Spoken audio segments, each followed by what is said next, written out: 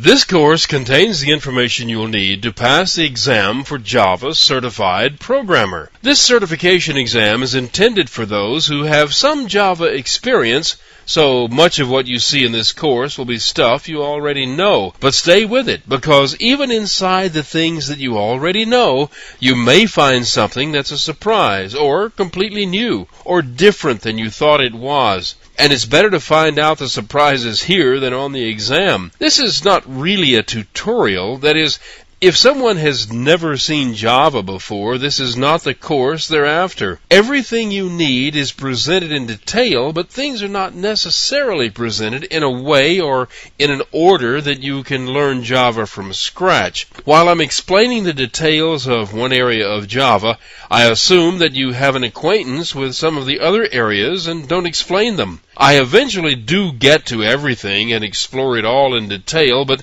this course is not aimed at the rank beginner. Let me say this. If you are a rank beginner and you decide to go ahead with this course, that's okay too. You can do it. Just get a good reference and keep it at your elbow. You should already know a bit about Java programming, so I'm not going to bother showing you how to install Java. There are several ways of doing it anyway. If you need to shop for an IDE or an editor and a compiler, you'll need to find links to them, and you can find them here at my website. I constantly monitor this site to keep it up to date, so it should have what you're looking for. It's a fact that the only way to learn a programming language is to write programs. If you come across something in here that you've never dealt with before, stop and write a program using it. It doesn't have to be a huge program, just something that makes it possible for you to experiment with a thing that you're trying to figure out. If you do it that way, you'll understand how it works in such detail that no question about it will throw you. I include lots of examples through this course because that's the best way to describe some things. And the source code of all the examples comes with the course. You can use these as a jump start to do your own experimenting.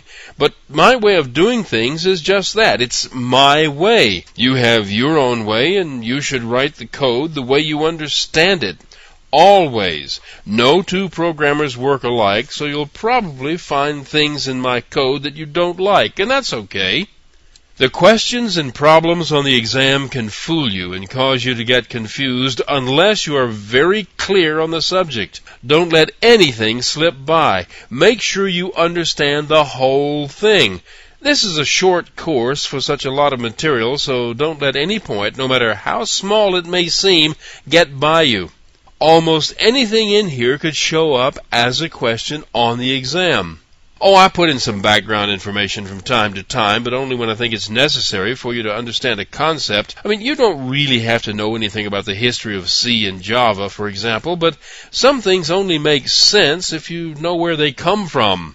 I've been teaching Java for several years, and I've found that there are certain things that need repeating. So you'll find that some things seem to pop up more than once in different contexts. These are not necessarily the hard parts, but they're the parts that people tend to forget when they're looking in a different area. Then again, some things I will explain just once and move on. If you want it again, you can look at the lesson again. The fact is that nothing in this course is more important or less important than anything else. Any one of them is likely to be on the test, and if you know it, you'll get that question right. If you don't know it, you'll get it wrong. In the end, it's a count of the number of right answers, not whether you answered the important ones. All I'm saying is, don't let any of it slip by you. Understand it all.